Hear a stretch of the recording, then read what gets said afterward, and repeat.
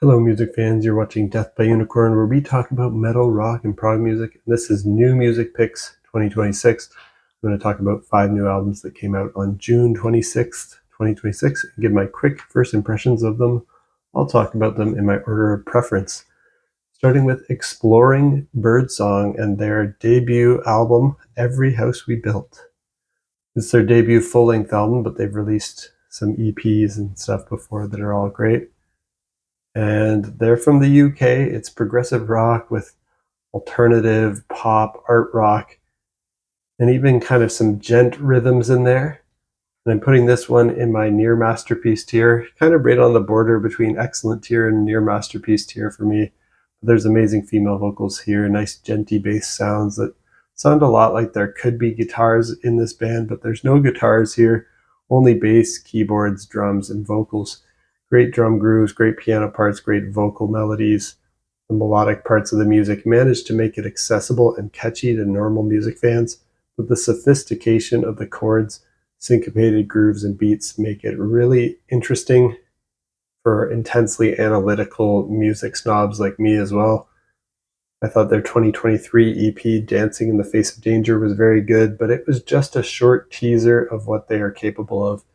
And I'm so happy to see them realize their potential shown there, and they even exceeded my expectations with something this beautiful.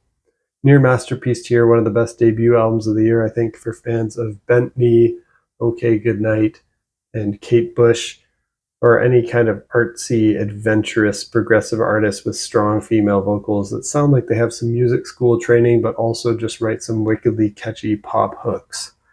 If that sounds good to you, check out Every House We Built by Exploring Birdsong. Next, I want to mention Muse and their new album, The Wow Signal, the 10th album by this band from the UK.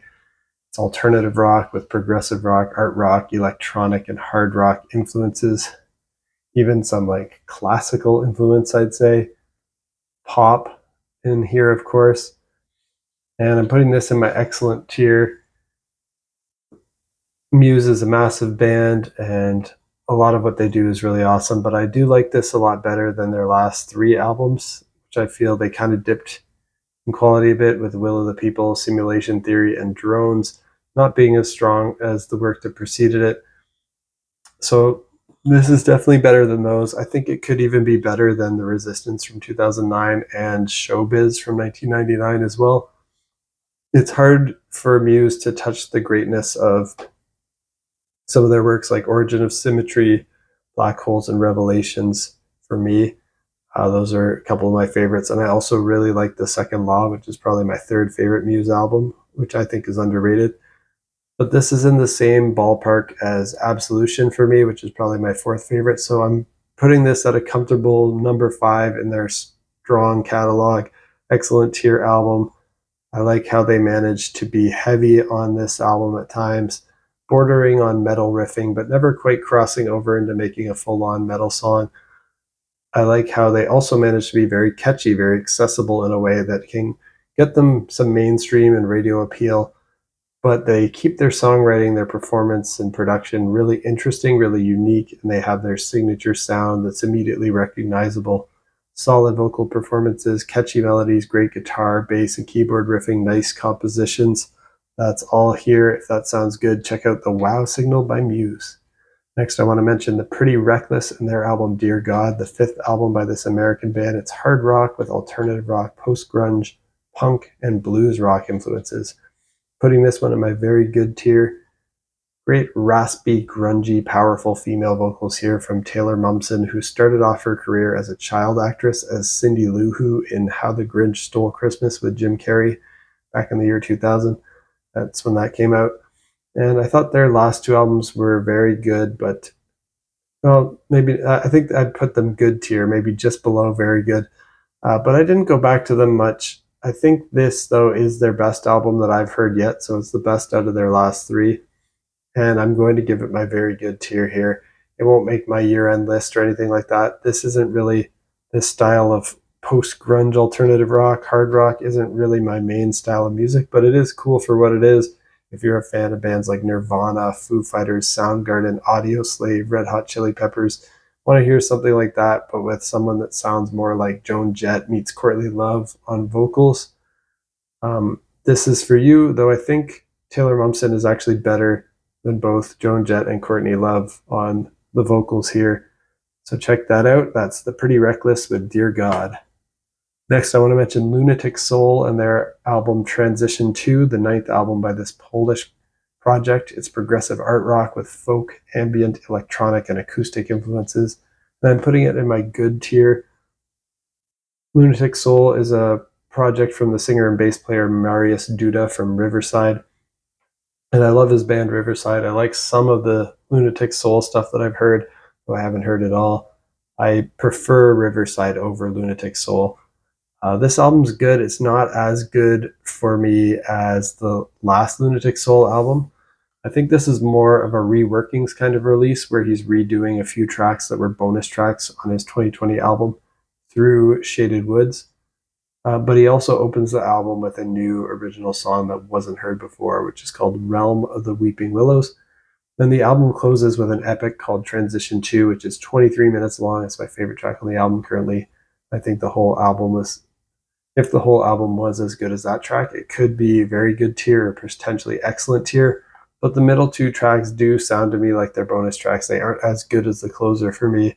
So I'm just putting this in my good tier. I don't even know if this technically counts as an official album or if it's just kind of a stopgap until his next like proper full new studio album of new original songs, since 3 of these 4 tracks were previously released and they're just kind of reworkings of those. But pretty cool. If you're a Lunatic Soul fan, definitely still check it out. If you're new to Lunatic Soul, I don't think I'd start here. Not actually sure where to start. If you are a Lunatic Soul fan and know their catalog well, put down in the comments what's the best Lunatic Soul album for a newbie to get into, because I might want to explore more of their catalog as well. And lastly, I want to mention Fire in Her Eyes and their album Look Into the Sky, the debut album by this band from the UK. It's psychedelic folk rock with soft rock, soul, prog rock, acid folk influences. And I'm putting this in my good tier as well.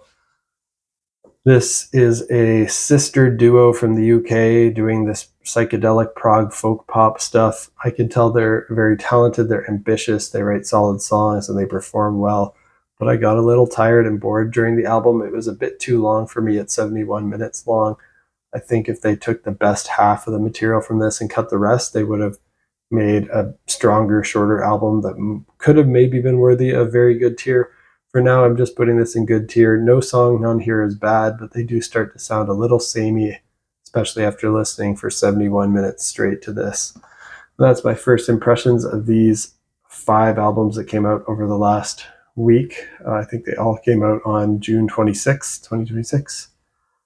Let me know what you think of these albums down in the comments. Did I inspire you to check anything out that you hadn't heard of? I always like to know if I turn people on to new music. And what else came out recently that you think I might enjoy? Also, let me know. If you like metal rock and prog music, hit that like button, hit that subscribe button so you can stay in the loop when I post new videos.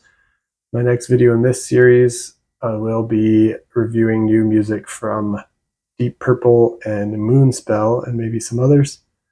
But before that, I will probably put up my July album release radar, talking about all the new music I'll be listening to in July, as well as talking about my ideal Rush set list.